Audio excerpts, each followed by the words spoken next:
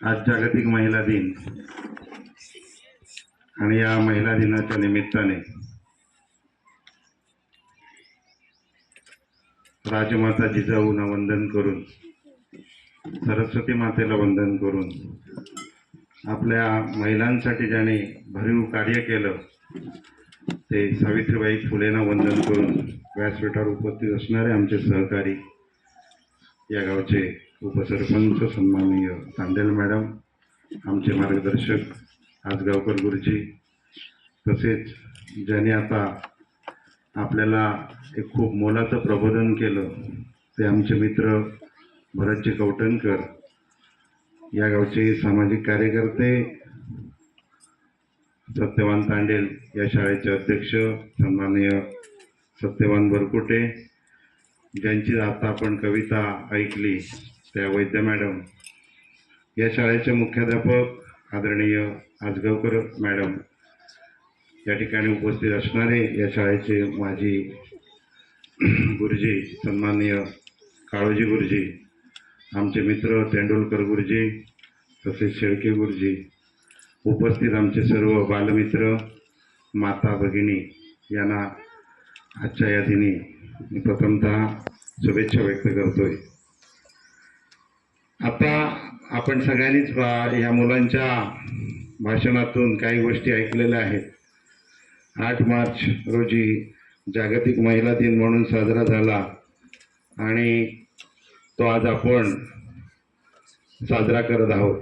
परंतु आपल्या देशाचा विचार केला तर या देशामध्ये फार पूर्वीपासून महिला चळवळ आहे, महिला सक्षमपणे उभ्या आहेत आणि याचं ज्वलंत उदाहरण म्हणजे आत्ता जर आपण सुनीता विल्यम्स पासून जर कल्पना चावला जर बघितल्या तर याही आधी या देशाचं प्रतिनिधित्व करणारे कैलासवासी आदरणीय इंदिराजी गांधी यांनी सुद्धा 15 वर्ष या देशाचं प्रतिनिधित्व केलं. या देशाच्या सर्वोच्च स्थानी असणारे आमचे आत्ताचे राष्ट्रपती आदरणीय द्रौपदी मुर्मू, प्रतिभा पाटील, म्हणजे अनेक महिला आत्ता सुद्धा या ठिकाणी आपल्याला कार्यरत असताना दिसत आहेत. आपण पाश्चात्य देशांचं अनुकरण करताना पहिल्यांदा आपल्या देशामध्ये महिलांसंदर्भात लिहिलेले एवढे मोठे ग्रंथ आहेत जे आपण म्हणजे गीता आहेत, यामध्ये सुद्धा खूप मोठ्या प्रमाणात महिलांचं कर्तृत्व आपण त्या पुस्तकातून वाचत आलेलो आहोत. आपल्या पौराणिक काळामध्ये सुद्धा महिलांचा खूप आदर सन्मान केलेला आहे आणि आता या काळामध्ये सुद्धा म्हणजे बरेच महिला आहेत. मध्यंतरीच्या मुघल साम्राज्यामध्ये आपल्या महिलावर झालेले अन्याय आणि अत्याचार हे मोडून काढण्यासाठी जिजाऊ मातेने छत्रपती शिवाजी महाराजांना जे घडवलं आणि या संपूर्ण जातातून आपली मुक्तता केली, त्या खरंच माऊलींना या ठिकाणी मी प्रथमतः सलाम करतोय, वंदन करतोय. त्यानंतर इंग्रजांच्या राजवटीमध्ये आपल्याला सुद्धा सगळ्यांना माहिती आहे की आपल्याला महिलांना जोखडून ठेवण्याचं काम केलं होतं आणि त्या जोखडातून मुक्त करण्यासाठी सावित्रीबाई फुलेंनी उचललेलं हत्यार आणि त्यांनी स्त्रीमुक्तीची जी चळवळ उभी केली, त्या चळवळीतून आज आपण खूप मोठं स्वातंत्र्य या ठिकाणी आपण मिळवलेलं आहे. आजच्या या दिनी फक्त हा दिवस एक दिवसापुरता साजरा करण्यासाठी नाही आहे, तर आपण सर्व महिलांनी पुरुषांच्या खांद्याला खांदा लावून तर निश्चितपणे आपण एक विधायक काम केलं तर त्याच्यातून आपलं कुटुंब आणि पर्यायाने आपला देश घडवण्याचं काम आपण करत आहोत.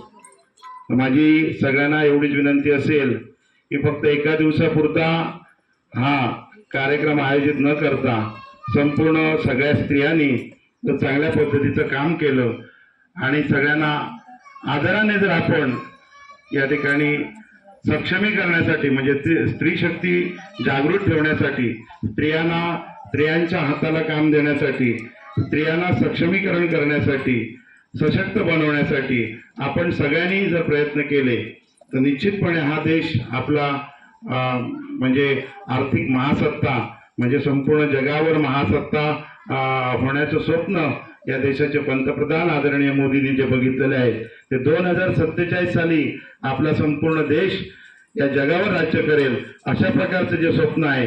पण हे स्वप्न सत्यात उतरण्यासाठी ज्या दिवशी स्त्रिया स्वतः म्हणजे अतिशय चांगल्या प्रकारे सक्षम होतील त्याच दिवशी हा देश आपला सक्षम बनेल आणि महासत्ता बनेल यात शंका नाही.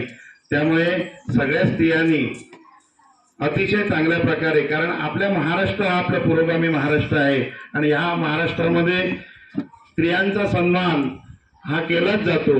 आपल्या महाराष्ट्रामध्ये गुरुजी स्त्रिया रात्री 2 वाजता सुद्धा फिरू शकतात. म्हणजे हा महाराष्ट्राचा इतिहास आहे आणि त्याच्यातूनच आज या महाराष्ट्राची संस्कृती संपूर्ण देशामध्ये म्हणजे प्रचलित होत आहे. तर त्यामुळे स्त्रियांचा सन्मान आणि स्त्रियांना आदर हा आपल्याकडे दिलाच जातो आणि त्या अनुषंगाने या ठिकाणी अशा प्रकारच्या कार्यक्रमाच्या माध्यमातून ही जनजागृती, स्त्री जागृती केली जाते की तुम्ही सक्षम व्हा, स्वतःच्या पायावर उभ्या राहण्याचा प्रयत्न करा. आणि आता जर आपण बघितलं तर महिला सक्षमीकरणासाठी अनेक योजना महाराष्ट्र शासन असो किंवा आपल्या देशाचं सरकार असो यांच्या योजनेत माध्यमातून या बऱ्याच योजना स्त्रियांसाठी राबवल्या जातात. परंतु ग्रामीण भागामध्ये अशा स्त्रिया या योजनेचा कितपत फायदा घेतात यावर आपल्या संपूर्ण गावाचं भवितव्य अवलंबून असतं. आणि मला वाटतं माझ्या गावामध्ये गेली 10 ते 15 वर्ष 24 बचत गट, महिलांचे बचत गट कार्यरत आहे. परंतु फक्त कर्ज घेणं, बिनव्याजी कर्ज घेणं आणि ते पुन्हा परतफेड करणं याच्यापुरतेच मर्यादित आहेत. परंतु काही महिला आता उद्योग व्यवसायाकडे वळलेल्या आहेत आणि त्यांच्यासाठी माझ्याकडनं निश्चितपणे शुभेच्छा आहेत. तर अशा महिलांनी या बचत गटाच्या माध्यमातून खूप मोठी क्रांती घडवण्याचं साहस केलं पाहिजे, कारण याच्यातून खूप मोठ्या प्रमाणात सरकार आपल्याला सबसिडीच्या माध्यमातून किंवा इतर प्रशिक्षणाच्या माध्यमातून आपल्याला खूप मोठं सहकार्य करत आहे. तर याचा आपण निश्चितपणे फायदा घ्यावा आणि अशा प्रकारचे बचत गट फक्त कागदोपत्रीपुरती मर्यादित न ठेवता ते प्रत्यक्ष कृती जाणून उद्योग व्यवसाय या गावामध्ये उभे राहावेत. सगळ्या महिलांनी एकत्र यावं. कुठल्याही प्रकारचा द्वेष, मत्सर भावना अशा प्रकारची न ठेवता स्वच्छ मनाने आणि चांगल्या विचाराने आपण जर सगळ्यांच्या बाबतीत अशा प्रकारचे आपले विचार, चांगले विचार आदान प्रदान केले तर निश्चितपणे आपल्याला क्रांती या ठिकाणी घडवण्याची संधी आपल्यासाठी आहे. शासन जास्तीत जास्त जे योजना आहेत त्या महिलांसाठी करत आहेत याचा अर्थ आपण समजून घेतला पाहिजे.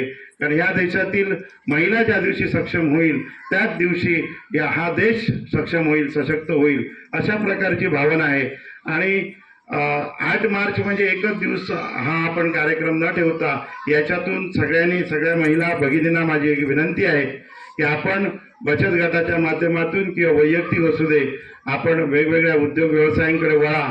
स्वतःसाठी एक बिझी शेड्यूल तयार करून घ्या आणि पर्यायाने कुटुंबाबरोबर, पर्यायाने आपल्या गावाला आणि देशाला सहकार्य करा. अशा प्रकारची शुभेच्छा तुम्हाला व्यक्त करतोय. आजच्या या कार्यक्रमाला बरेच उशीर झालेले आहेत कारण तुम्ही कार्यक्रमासाठी आलेला आहात याची मला पूर्ण जाणीव आहे. तर पुन्हा एकदा या सगळ्यांना मी या शाळेच्या कुलदेव विद्या मंदिराच्या सर्व शिक्षक वृंद वर्गाला मी शुभेच्छा देतो की आपण अशा प्रकारचा कार्यक्रम आयोजित करून या विभागातील महिलांना एकत्र करण्याची एक आणि त्यांना स्टेज उपलब्ध करून देण्याची संधी दिल्याबद्दल मी मनापासून तुम्हाला शुभेच्छा व्यक्त करतोय. आणि या निमित्ताने 8 मार्चला आपल्याकडे होळीचा कार्यक्रम असल्यामुळे आम्ही हे कार्यक्रम पुढे ढकललेले होते. उद्या संपूर्ण गावाचा महिला दिन आपण ग्रामपंचायतीच्या माध्यमातून करत आहोत. याही कार्यक्रमाला आपण सगळ्यांनी लक्षणीय उपस्थिती नोंदवावी आणि गावातील सर्व महिला भगिनींनी या गावातील एकामेकाची असणारी ओळख आणि विचारांचे आदान प्रदान करावी आणि या कार्यक्रमामध्ये सुद्धा आपण सगळ्यांनी सहभाग दर्शवावा अशा प्रकारचं आवाहन तुम्हाला करतोय. आणि या आजच्या या कार्यक्रमाला मला निमंत्रित केल्याबद्दल या शाळेचे मनापासून आभार व्यक्त करतोय. सर्व महिला भगिनींना सुद्धा या ठिकाणी शुभेच्छा व्यक्त करतोय. माझे बालमित्र आहेत त्यांना सुद्धा तुमच्या भावी वाटचालीसाठी खूप खूप शुभेच्छा व्यक्त करतोय.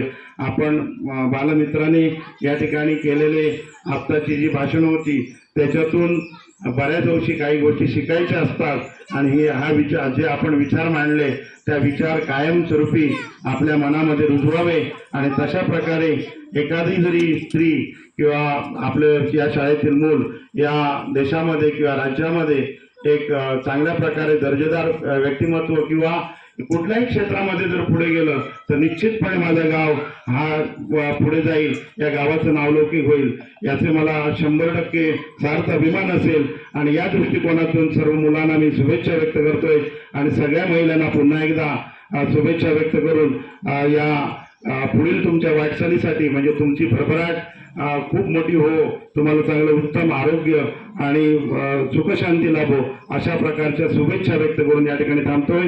जय हिंद, जय महाराष्ट्र.